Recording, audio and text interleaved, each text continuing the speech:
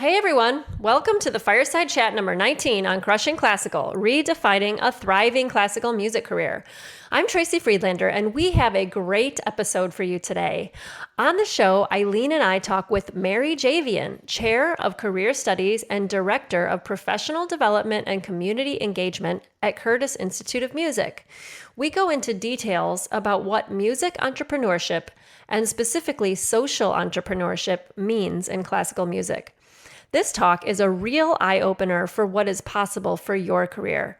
The thing you want to be thinking about during this episode is how this type of entrepreneurship applies to your career and how it ties into not just what kind of player you're going to be, but what kind of person you're going to become. The other really big takeaway on this one is a new way of thinking about your contribution anytime that you play. Concerts don't just happen. Someone plans the program, decides when and where it will be, and all the other details. You are a part of that bigger picture, not just someone who has to show up and play the notes. What could it do for your career if you approach each time you play from this greater context? Thanks for joining us today, and I want to remind you that we love to get your messages. Reach out and let us know who you are and what you do, or anything else that you want to tell us. You can join the conversation and contact us directly in a private message on facebook.com/crushingclassical. And don't forget to join the conversation in the Facebook group as well, Classical Cats, at facebook.com/groups/crushingclassical, and on our Instagram page. Let's get started. Hey, Mary. Hey, Eileen. How are you? Good. How are you? Great. So, Mary, thank you for coming on the show today. Mary, you are the Director of Professional Development and Community Engagement at Curtis. That's your title, right? Right. That's my staff title. And I'm also faculty, in which I'm Chair of Career Studies. Great. That's awesome. So can you tell us a little bit more about what you do in your position? Sure. So I teach a group of classes that are all project-based and have students doing a variety of projects in the community. And I also oversee other career studies courses that revolve around pedagogy, technology, and marketing. So for my courses, I'm really focused on social entrepreneurship. Mm-hmm. And we actually have a required undergrad class at the school called Social Entrepreneur. My students spend 15 hours in a community-based project, and they do all sorts of things, working in residencies throughout Philadelphia and schools, hospitals, working with homeless populations and in prisons.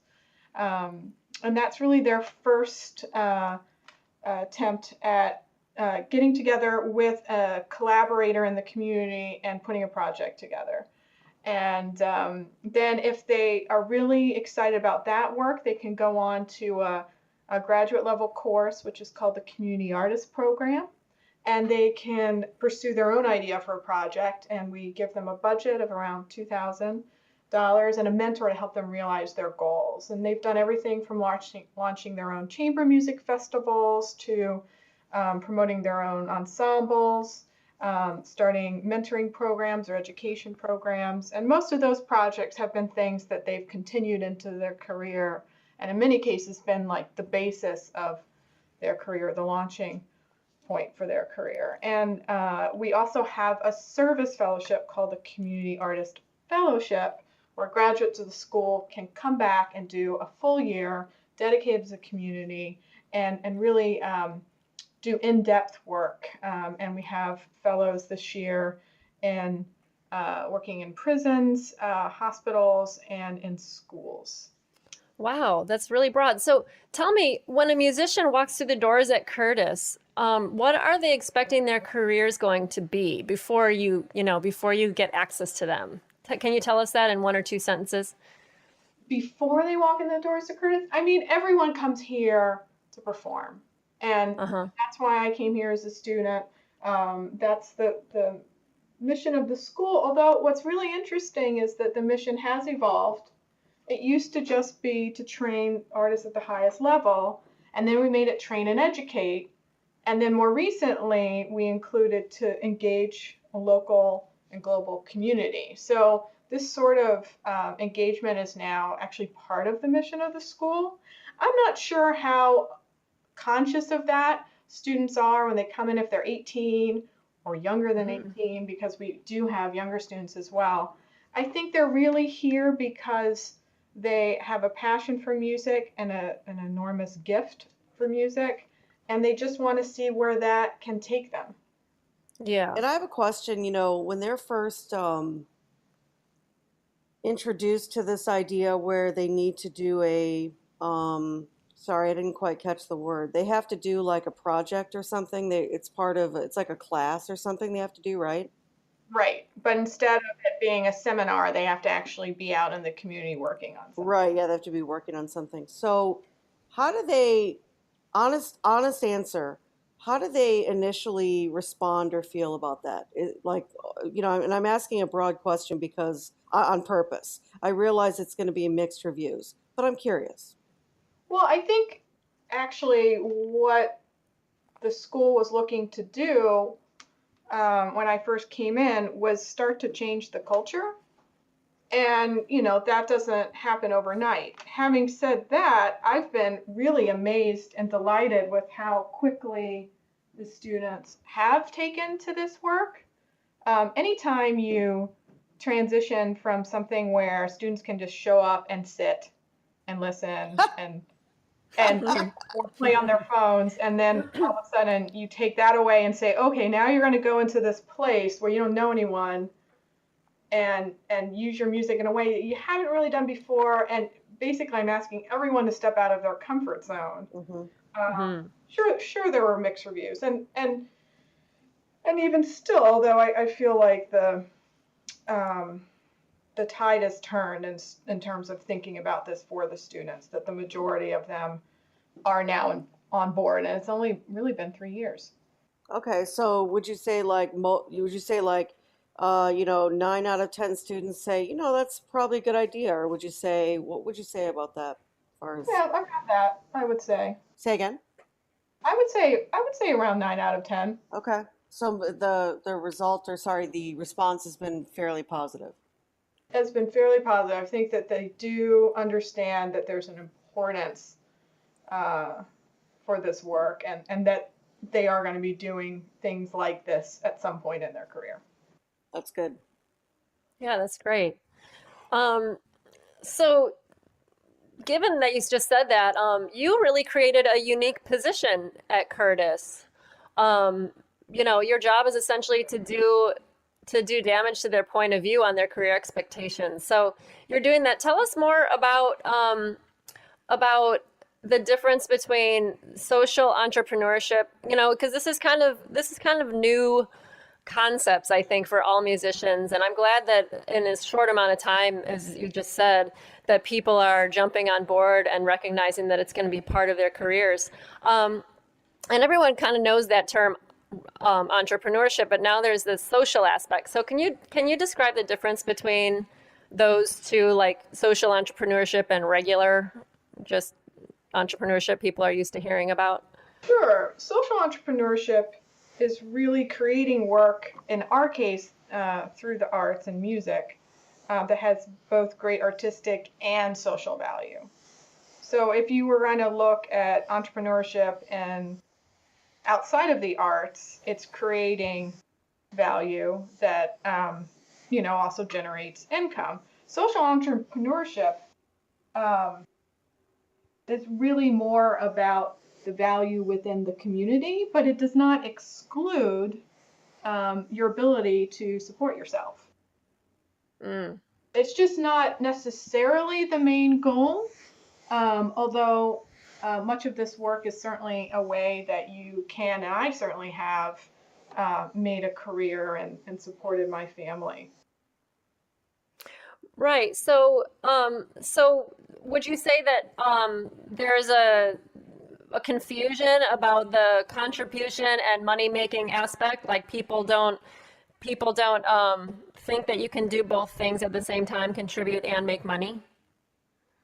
I think in some situations, yeah, there's definitely baggage with artists and classical musicians about about making money. I think there is a concern, certainly from the parents' end.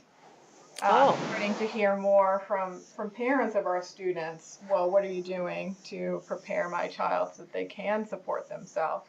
And I think it's great that those parents are asking that, and not just assuming it. Yeah, I'll tell you what I think is interesting. What I think is interesting that they think you're responsible for preparing their child to build a career when that's not necessarily the promise of Curtis. Well, it is interesting, and if the listeners don't know, Curtis has been tuition free for our almost all of our 92 years, and so you would think in some ways it's this huge scholarship, Right? I mean, well, and and that's my point. I mean, that's what I'm saying, Mary, is that I think it's interesting that they're sort of, looking in on you almost like, how are you preparing my child for their future? And I'm like, wait a second, they need to create their own future. They're coming here on a basically full ride. And I know they're talented, but it's not Curtis's job to get them a career. It's Curtis's job to train them, and they have to go get a career. I don't know. right. No, I mean, I think though that the parents are wise, frankly, because look, these students do have options. This isn't the only school they could go to. Sure. And they're often in a position where they've been offered full rides at other schools. So, Curtis has always been very unique, and our culture is actually extremely nurturing and supportive. And I think that what makes the school unique is there is such a huge opportunity for every student to perform in a variety of settings and pursue things more than any other place. I mean, we only have one orchestra. We only have as much as, so everyone plays in everything and they perform constantly. So this new aspect to the curriculum is something that they're also going to have to do in order to be educated by the way we think they should be educated. And I would say that the parents who have concern, are somewhat, their concerns are eased by hearing that we are just promoting this way of thinking. Mm-hmm. We're not necessarily going to hand a student a job, but we are changing the way they think about their career and not being passive and waiting for the phone to ring for a gig or for them to win an audition, but that they drive their own careers.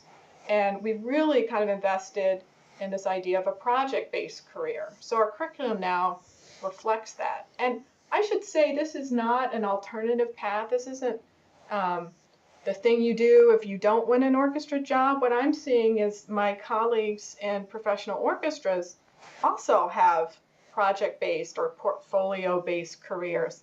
It's just within the orchestra. Or actually, I should qualify that.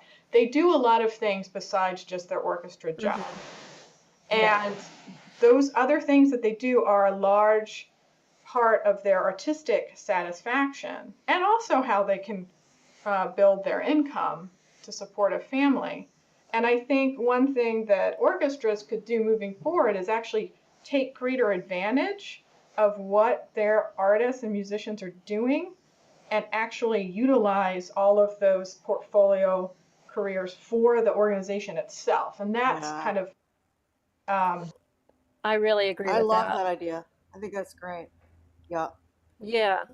That would require a bunch of communication and working together, which doesn't always happen in the way that things are right now. But I think what I see that you're doing now by introducing these new ways of thinking is you don't know where that's going to lead as far as how people will change organizations that already exist once they get a job or, just outside of a job. It doesn't even matter, what happens. Like you said, there's a portfolio situation where even people who win jobs are doing other things and other projects, which is great. I think musicians need that not only to broaden their opportunities in their career, but also for satisfaction in their career.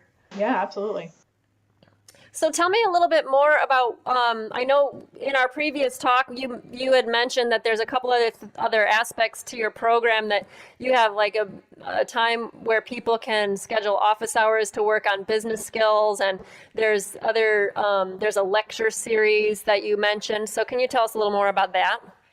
Yeah, I think that we took a lot of the business skills, which sometimes I feel entrepreneurship and business skills are sort of merged together, considered to be the same thing. And I don't think they are. Really, entrepreneurship is sort of a mindset, a growth mindset, more of a way of thinking. And business skills are the practical skills you need in order to achieve those goals.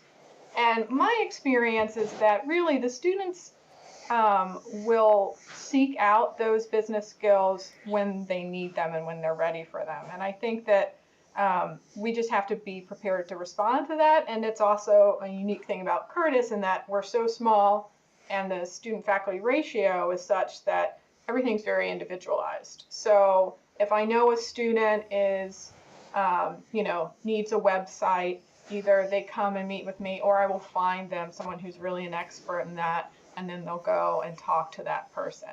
And all sorts of things like grant writing, recording projects. I hire experts to come in and sit down with students 30 minutes at a time individually, and they can apply it. Because again, if you sit them down and tell them, oh, well, this is important and you need to know this, and they're not using it at that time, I'm just not sure how engaged they would be with that process. So we just decided to make it more of an office hour setup. And then I have what we've called the Career in Music Speaker Series, and that's been bringing in artists and groups from a wide variety of backgrounds in the arts. And a lot have been alumni, and a lot are not alumni of the school. But it's really to show how varied and creative the field can be, what a career could be. And it's an interesting challenge because you never know what artist is going to speak to someone. So for example, we had a French horn player who went here and graduated about a year ago, who happened to be in a talk that John Baptiste was giving. And he was talking about when he first graduated from Juilliard and was putting together Stay Human, his band, which is now on The Late Show. He was just looking to find other people that believed in the same things he believed about music. And ultimately, music's power to connect. And this horn player happened to take this one talk very seriously, and it kind of inspired him to work on this brass ensemble we have that has been very entrepreneurial and also very community focused. And they've done really well. They've done a lot of commissioning. They recorded an album last year. They're called the Brass Project. That worked out really well. I think what is a challenge, again, is just for a young artist to listen to someone who is either in another discipline or plays another instrument, or is just in another part of their life. How does that apply to me? So I want to try to make the series even more interactive moving forward, and try to focus the sessions so that the students are really applying these ideas a little bit more. So for example, I have Sarah Robinson coming, who has a book on clubbing for classical musicians. And she's going to work with the students this year on finding an alternative venue, booking it, and then how you self-promote. And we'll take them through the whole process of that. So I'm trying to, as much as possible, make it experiential learning, I think, moving forward. But to encourage, again, the culture of the school to remain open and creative and with a growth mindset rather than a fixed mindset when it comes to their careers. I'm curious about Sarah Robinson. So just to understand how you run the lecture series, is it a situation where, say, Sarah Robinson's going to come and she's going to be like in residence for a while in Philadelphia, like for a semester to do, to help facilitate say, the project that she's promoting there? Is that how the lecture series works, or do they just come and, present and then they come back at intervals to mentor, if you will?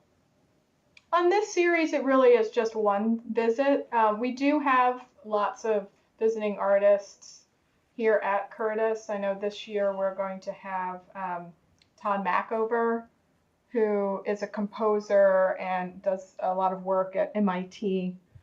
Um, and we're also going to have the Jack Quartet visiting and working with students. So we've always had a lot of guest artists in that Hmm. capacity. The speaking series is more of a one-time workshop or talk that we invite the whole community to. Got it. Okay. So, and it turns into more of a hands-on thing, like you mentioned. Like Sarah Robinson's going to help them come up with their own concert that they can play in an alternative venue and promote it. Is what you're saying? Yeah. I see. So earlier on our previous conversation as well, we had talked about, how every few months someone writes an article or blog about, classical music is dying. These, Classical music is these. dying. Oh my God, the orchestra dream is dead. And I wanted to bring that up to you because you mentioned this concept, and I can tell you in my own experience, my parents get those articles. If it's the Chicago Tribune, my mom calls me up. I'm at Indiana University. My mom calls me up. Oh my God, I cut an outer article out and I sent it to you in the Yeah. mail. It's proclaimed, it proclaimed that classical music is dying, and now you're a music major. What are you Maybe gonna you should change your do? major, honey. Yeah, You you should know? probably change your major immediately. So, I wanted to know, these articles come out pretty frequently, and what do musicians at Curtis, how do they react to these What do kind they of? think about that? Yeah, I, dying to know. I don't know. I feel like our guys are pretty savvy to the fact that this is something, this sort of alarmist approach to the end of classical music as we know Yeah. it is not really something that they listen to that much. I think you hit it on the head with like it's much scarier for the parents Mm. um, because Especially Tracy's you know parents. Just kidding. and not that they don't have any concerns themselves, but I mean, they're here for us to inspire them, and they've already been inspired. And being a musician is really, it's kind of who you are, not just what you do. And our students, for the most part, they've already made that decision. I should say, I shouldn't assume that they've always made that decision. One year, I was doing a session at New Student Orientation, and I made the mistake of my icebreaker question being, when do you remember the moment you decided to be a musician? And some students could answer it down to the minute, which was cool, but I shouldn't have asked it because some of our students enter quite young. There was a 15-year-old musician who was in the room who said, I haven't necessarily made that decision. She's just very gifted. She's here to figure out if that is what she wants to do. Hmm. But I shouldn't even assume that, although obviously most of the students, have made a decision.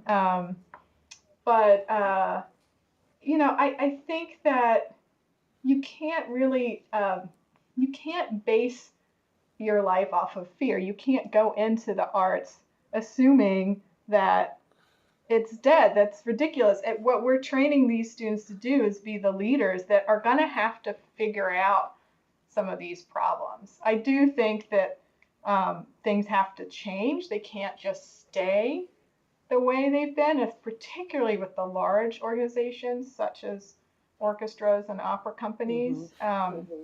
You know, you should be concerned about how that organization is functioning and its role. But again, we're hoping that they're the ones that actually go into these institutions and help lead the way forward. Wow, I mean, this is so great, Mary. You're the first person I've heard say orchestras, I mean, like if you're in an orchestra, you should be concerned, or, in an opera company, you should be concerned about how it's functioning. You're the very first person I've heard say that. Yeah, I think now it's a matter of not just looking at what job is open, but how is that organization functioning. Yes. Mm. And So I brilliant. actually do recommend to young artists that they look at that because, how I had classmates that went into professional orchestras that then folded. Yep. And of course, you can't always control what happens, but it does factor into your decision because our students do have choices. They don't necessarily have to do the most obvious thing. That they can choose which way they want to go, and if the health of the organization is not solid and that's very clear within the field, then maybe you should either go into it knowing that it's a risk and try to help make it better, or avoid that organization altogether. Well, That's and oh, sorry, Tracy, can I say something real quick? sure, yeah. Um, I really appreciate your point of view on this. And also, I wanted to just say something about what you said earlier, which is, it's really interesting that you said, and I'm not going to get the words right, but you essentially said, I think people are coming in, like the whole thing about Tracy's parents freaking out about the article, and, just parents in general freaking out because they want their kids to do well. They want their kids to be able to support themselves, obviously. And I think that part of the issue is the assumption that if you go into a 4-year school for music, Curtis or otherwise, that that's what you're going to do. It's interesting how we send our kids to undergraduate for 4 years in psychology, but we're like, well, he may be in psychology or he may not end up in psychology. But if we send them for 4 years in music school, we're assumptive about that that's where they're going to end up instead of giving them room to decide, is this what I want to do and how will that play out if I do? You know? Absolutely. I mean, when you think about it, my husband was an English major and now he is in computers and is in software development. I Hmm. mean, if you consider any liberal arts degree, it's not necessarily a practical application, and liberal arts colleges are struggling with this, and really there's a lot of conversation around that, that it, in general, higher ed has become more vocational. Yeah. Um, Mm. and and we have held to the idea that we really want to create um, artists that are broadly educated, and we're committed to the idea that these years are very special. I mean, it's great for them to think about their career, but they're really here to develop their craft as an artist. Hmm. And when else are they going to get this time in their life to work with master teachers and really hone their craft? And you have to go for it if you're going to play on that level. You have to have that time. It's really special. It is. Yeah, So, I used to recommend to my bass students who I tend to have a studio of very serious high school students, and most of which end up looking to go into college for music. And so I'm always dealing with parents who are nervous about this, particularly if they're unfamiliar with the field. And my advice used to be, oh, well, the standard advice, if you can do anything else, you should. If you want to do anything else, you should. But uh-huh. actually now I've kind of changed my advice to be more, you shouldn't go into a huge amount of debt to study music. Because why is music a bad thing as a basis for your life? Even if it's not exactly what you end up doing. Think of all that you learned through that. Now, I wouldn't rack up $100,000 in student loans necessarily for a performance degree unless you have a family or someone that's going to be able to support paying that off. Hmm. But if you can, and that's why I also feel for music students, you don't necessarily need like the designer degree if you have to pay huge amounts of money for it. I think it makes more sense to go to a school that maybe is not as famous, as long as there's a teacher there who will nurture your talents. and they give you a scholarship, like, why not study music? But I think that the debt aspect for a student that doesn't come from an affluent family is something that should be considered. And I'm trying to make more a part of the consideration here at Curtis for grad school, that students actually think about what they're going to owe for that grad degree before That's they. great. That's so great that that's starting to be talked about, you know? I mean, I took out loads of student debt for my grad school and nobody ever mentioned to me, "Hey, maybe you should think about this. Who's going to help you pay this back?" Or, you know, that never got brought up. So I'm really glad to hear that you do that. I mean, again, we can't force them to do it. You know, Mhm. we offered, I asked the graduating class, how many of you have personal budgets? And about a third I did. So, and those who didn't, you know, our CFO was willing to sit down with them personally and help develop a budget. So you can't force them to do it, but you can say, hey, look, you better figure out what you're going to owe at Mhm. the end of this degree, because that's going to be a factor in your life. Definitely. Um, So I wanted to mention one other thing that I was going to say before is I think it's so empowering that you um, request to the students, you know, check out the organization that you are considering auditioning for and consider the ramifications of joining that organization. Like if it's struggling, you can either choose to help it or you can choose to stay away from it. But I really love the concept of, you know, it's so empowering for a person to decide, instead of that more desperate way of approaching auditioning, which is what I did, just I'll take anything and not, just put the blinders on as far as what is going on in the organization. I think it's so much more empowering to say, let me think about that. Let me see what's going on there and let me think about if that's something I want to deal with. So I really like that that's being brought up as well. It's great. Well, I think it's even a broader way of thinking about career, which is whenever you're involved in something as a musician, we would all benefit from artists thinking about the context for the work. So, in other words, just showing up at the gig and then playing the part and then leaving and having no idea, like, why is that concert happening? What is this venue? Who's in the audience? Like, the people that put that concert together very often had a really specific idea for that program, a curatorial approach. Like, do you know how this piece fits into the other pieces? Why is it significant that you're playing in that venue? Who is this composer that was commissioned? I mean, if we all actually were part of the context and cared about that, then you're never just showing up to a gig. You're working towards something together. And I feel like artists should do that with everything they play. If you're bored because you feel like you're doing this Brahms symphony for the 100th time, well, I mean, have you really considered the interpretation of this conductor and what that means? Like, maybe it's worth listening to what he's saying to the French horns if you're a violinist, or you can so easily close yourself off and say, that doesn't apply to me, and I'm just here to do this one thing. But then that's how much you're going to get back from it, which is not as much as you could. Yep. And I think one of the reasons why I started working as a musician as soon as I graduated Curtis, I never even got a grad degree. I just started working right away, was because everything I did, I cared about why I was there and how I could be part of that project or performance being better.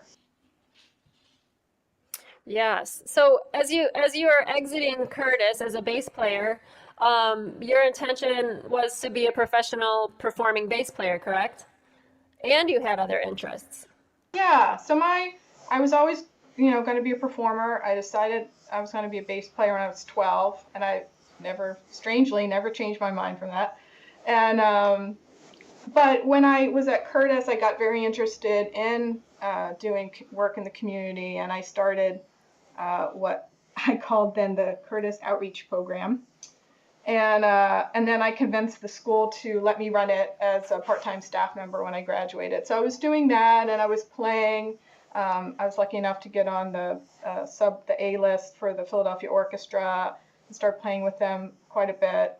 I've continued to do that. So I always had a variety of things that I was doing, and I loved teaching. I taught for Settlement, and then I just had my own studio.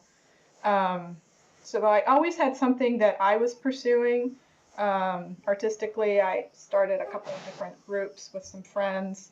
I always had, gigs or things that people would call me to do. And then, things that I felt socially were really valuable and important, like the fact that the school system here in Philadelphia has very limited resources, and particularly towards the arts. So that was my initial interest, leaving Curtis. And it did make me different. I mean, I was doing a lot of playing, but also in those years when you're first out and really all my peers were just auditioning like crazy, I took on a job, started the music program at a school in West Philadelphia called St. Francis de Sales. And I spent 3 years of my life really focused on building this program. And I did a lot of the teaching and everything. And so that was a bit of a shift from my peers who were just performing. And it was a tough time to be in that place because, I remember going to one audition and someone saying, "Oh, Mary, I heard you quit playing because you had a day job." Ugh. And, and I think just at the time, there were very few people that were sort of hybrids that were teaching and performing and running things. And I think a lot has improved in this regard, but it was really just like you were a performer, you're an educator, you're an administrator, and those areas didn't mix. Right. And yeah, so that was kind of it was a tough thing to navigate. And eventually what I started doing was I did not talk about my education work to my performing colleagues and vice versa. I was living like 2 and 3 different lives. Yep. I bet that happens a lot, by the way. I mean, and Tracy, did you do that too? Sorry to interrupt you, Mary, but I'm just curious did you do that too, Tracy, when you had outside, like if you went and subbed at Chicago Symphony or you went and, you were in Civic, did you just keep it quiet what you did on the outside? Yeah, well, everything I was doing on the outside was either, totally unrelated, like waiting tables or working some kind of part-time job in an office or something. But yeah, I didn't talk about it. Hmm. You don't talk about that stuff. You want people to think that, oh, you don't have to do that. You don't have to wait tables. You want people to think that you're making all your money from from just performing because that signifies that you're a real musician, I Yeah, I think think. there's a little bit of a disease there, maybe mental. I don't think it exists as much anymore. I think performers now understand that those that are entrepreneurial, that run their own series and all sorts of things, are doing it not only out of necessity, but are actually really happy. I think what happened, a lot of my friends that were in the orchestra would say to me over the years, they were sort of curious about my path. And then over time, eventually saw that, this wasn't plan B. This is actually what I was intending to do in the first place. And that it gave me a lot of control over my life in a way that I just, I wanted to start a family. I liked Philadelphia. I didn't want to move just for any position. And I didn't like the feeling that I had to go wherever I was blessed with a certain position. I wanted to, and I didn't want to have to wait for my life to begin until I had like the perfect spot. And so I had children, and I had my first child at 31, which is not a totally normal thing to do, but in the music business at the time, I feel like, you know, uh, still a lot of women in the freelance scene either don't have children or put off having children because it's difficult and it's a little bit scary. But it's part of what I know our students think about and is not always discussed a lot as family life and how that fits in. I remember one of our students who's a very prominent soloist, when he was 21 and still an undergrad here, we had a class, we were talking about or DMA programs and just kind of things in general. And he brought up, well, how does having a family fit into all of this? And a lot more of our students think about that than I think is sometimes acknowledged. Mm. But people make decisions about their career for all kinds of reasons, and we need to empower them to control their own careers so that they don't have to say things like, oh, I can't have a family because Right. I have to wait for my career to be perfect. Yeah, Yeah. gosh, it's so funny. I'm sitting, and Tracy, you're probably like having flashbacks right now because she's literally talking about. Tracy is, this. You're literally talking about Tracy right now. It's crazy. Yeah, you are. Some women have kids later and they wait to start their family life until they have the perfect life. That's me, Oh, Like I didn't have, and 31 is a normal time to have a baby. And some people, even think that's a little late. And I waited until I was 36. And, and it was and for I that didn't, reason. yeah. It was for that What if I want to exact get a reason. job? Yeah. Like maybe everywhere I lived, I felt like it was a temporary thing until I just finally decided, screw that, I'm not doing that anymore. Because when I moved to Raleigh, that was the first time where I said, you know what? I actually like living here. I don't want to leave. And I met my husband and then, I was happy and I'm like, okay, maybe this is the time to do it. And then I knew that I wanted to have a kid and I knew, well, you can't wait forever on that one. So I did it. And I was happy I did it when I did it. But at the same time, up until those moments, there was never a conscious thing where I said to myself, I want to have this, and this in my life, and I'm going to make that happen. I want to live in I always said to myself, oh, I don't get to choose where I live. And I don't know if and when I will have a child or, things like that. So it's totally true. Well, so It's I totally think true. that I had that perspective because I did marry a non-musician. I always wondered Oh, if I would have had it otherwise because, I was still at Curtis when we met, and I remember when I was graduating and having these feelings of, oh my gosh, this is, uh, my life is not up to me. I'm going to just have to go wherever.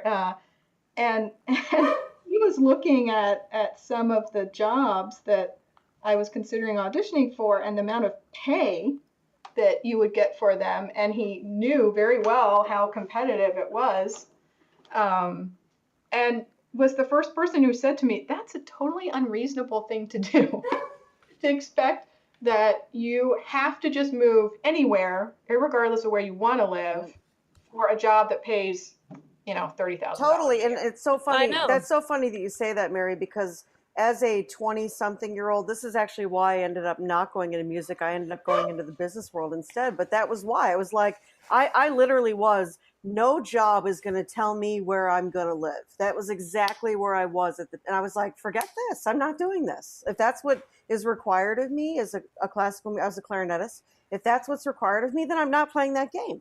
No. Mm-hmm.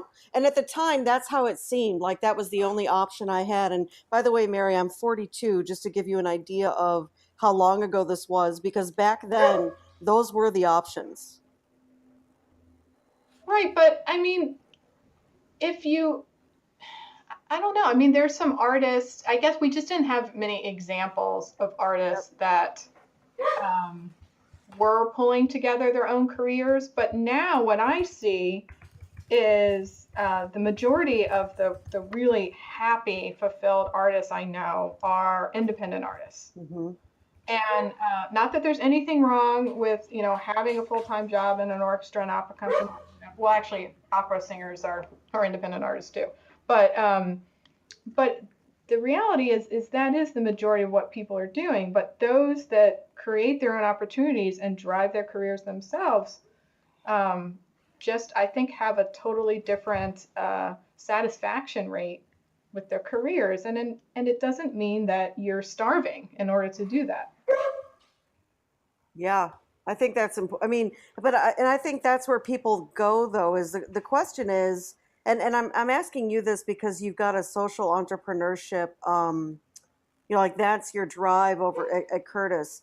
Um, does I'm not sure how I'm going to ask this question, but does that idea of social entrepreneurship promote um, more of the I have to do a piece of my art for free or for the community? Like, in other words, do they see a parallel between social entrepreneurship and, let's say, what I think everybody is calling today music entrepreneurship or music career entrepreneurship? Do they see a bridge between those two things? Yeah, I mean, I never assume that community-based work means you're doing it for free. I've Mm-hmm. never done it for free. I never say to my students, this means adding volunteerism to your portfolio of activities. It's really just the fact that, I mean, the majority of our society is underserved in terms of the arts at this point. There's anywhere you could look, there's a need for the arts because there is a lack of ability for people to have meaning in their lives and feel connected to other people Mm-hmm. other than through some sort of online connection. So more than ever, we need a way for people to connect, and music is the perfect vehicle for that. So opportunity is literally everywhere you look. It doesn't mean that you're necessarily working with poor people Mm-hmm. and people that, and if there are issues in society that they're often linked to economics, but not Right. always. If you look at, for example, the problems with aging, the fact that we have more and more and more people in our society with dementia and Alzheimer's, and we haven't developed ways of living with diseases like this. We just kind of, once people get old, we're just like, oh, forget about them. It was nice, nice when they had their faculties. Right. Um, Yeah. and that's not an economic issue. No. That's a fact that people get older and then their lives aren't supposed to mean anything anymore, which is ridiculous. And music is a perfect way to help not only bring meaning but bring people back. Right. I mean, Yeah. done in that setting, people at the end of a session with one of our fellows have not only improved their mood but started remembering the names of their loved one, which they hadn't in quite a while. Oh my gosh. So it actually can draw them out of this state. And we've been working a lot with the Penn Memory Center to develop this, and the doctors are completely convinced that music has a role in this. Oh, it has to. It has to. Everywhere you look, there's opportunity to connect music to something else. So this year at Curtis, we have an all-school project that I'm really excited about called the Edge Effect. And there's a talk that Yo-Yo Ma gave called Art for Life's Sake. And in it, he talks about how the richest areas in nature are when two seemingly opposite or different landscapes are right next to each other. So imagine like the edge of a rainforest to an open field. And the vegetation and the wildlife and everything that happens at the edge of those two areas is actually some of the most robust, ecology that you can put it up to anything. You could put it up to education. You could put it up to dementia. You could put it up to mental health disorders. You could put it up to, physical improvement for adults that are not disabled or people, there's just a million different sectors and application. But we have to think of music as a tool to reach all these different areas and start thinking about what it has in common with these different areas. And there's no reason why a gifted musician who has ability to connect and play music shouldn't be able to make a living doing their art. That's phenomenal. I love the whole concept of thinking about that. Maybe I can link that Yo-Yo Ma talk in the show notes here so people can check it out. Yeah, I think it's a great one, and he's got some other guests on there with projects he's done, and with veterans and with dancers. And, he's just a really inspiring figure in our field, but we need more of them. We need more Yo-Yo Ma's. We need more people like Leonard Bernstein. We can't just rely on a few luminaries to think in this way. It's really possible for all kinds of artists, even when they're still in college, to start making these connections. But it certainly helps to have someone like him as an ambassador. Yeah, and what I love about everything you just said is that there is so much that you forget about when you see the term social entrepreneurship or just social anything relating to your community.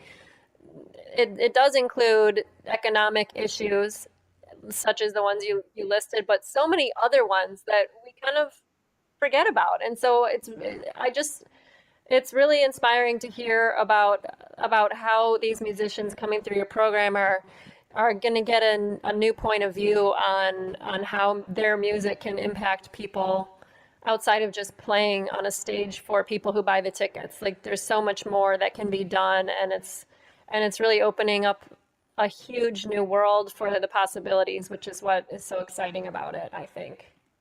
We do this exercise at New Student Orientation where we write artist mission statements.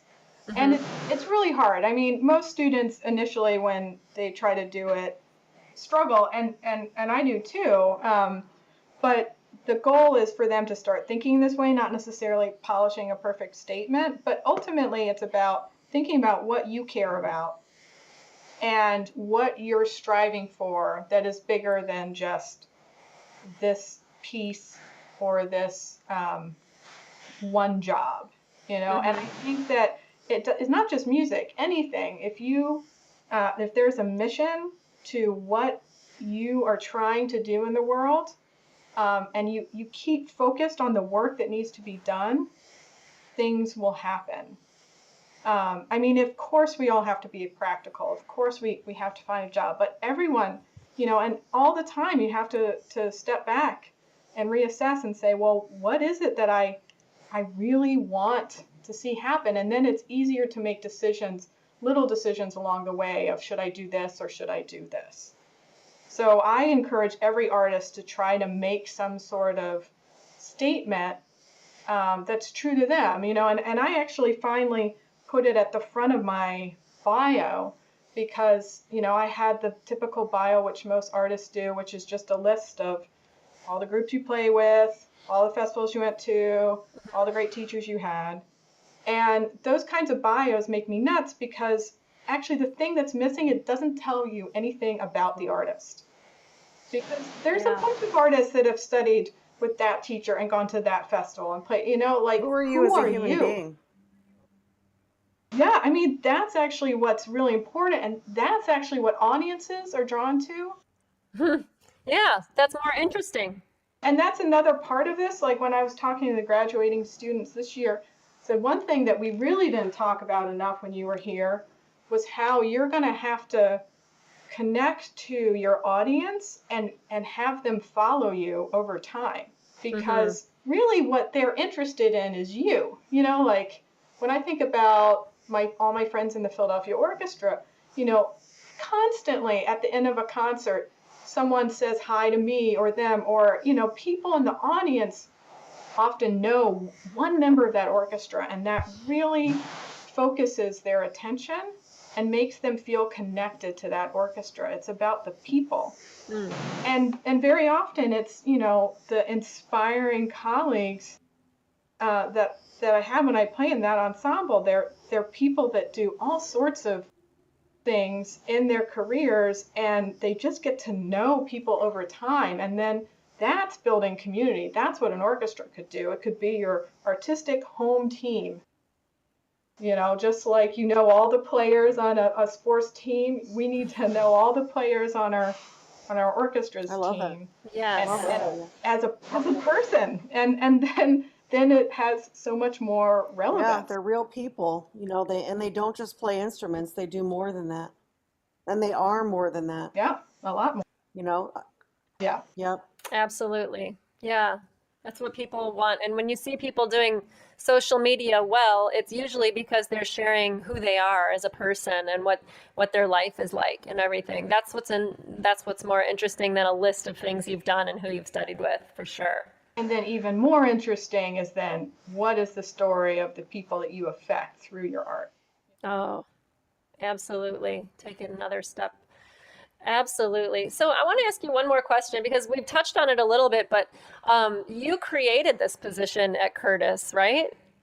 Well, I should say that it did not exist in this formation before now. So I'm a little unusual in that regard. Every job that I've had, I've never been in a job that existed before me. So I've never interviewed for a pre-existing position. So what's been kind of unique, I think, about my sort of entrepreneurial spirit is most of it's been within institutions. So I think it's really important to think of entrepreneurship not just always starting your own thing from scratch, but being entrepreneurial within institutions. And both Curtis and the Philadelphia Orchestra, were open to me suggesting certain things. And I'm so grateful to both institutions for believing in me enough to say, yeah, we'll try it, and then creating positions around that. So Yeah, that's very open of them. Unusually open. Yes. So in both institutions, took a risk on me in that way, and definitely the biggest one being this new role at Curtis. I mean, everyone here has been really supportive, and that's been really rewarding to be part of that. Yeah, that's definitely an unusual thing to say that you've done, that every position you've ever had that wasn't in existence before you created the position. That's phenomenal, actually. Well, it's also just being at the right place at the right time. Sure. There's always an aspect of that, I would say. Yeah. Yeah. Well, thank you, Mary, so much for showing us so much about your program and just a new way of looking at music careers through social entrepreneurship. I think it's been really fascinating to talk to you today. Thank you so much. I really enjoyed it. Thanks. And everyone, if you're enjoying Crushing Classical, please write a review on iTunes and reach out to us. We'd love to hear from you. We just love personal messages. You can email us at crushingclassical@gmail.com, and you can message us directly through the Facebook page at facebook.com/crushingclassical, and we're on Instagram at Crushing Classical, as well as the Facebook group called Classical Cats. Please join it. It's where we continue the conversation from these fireside chats and other interviews on Crushing Classical, and we look forward to seeing you there. Thanks. Bye. Bye. Bye.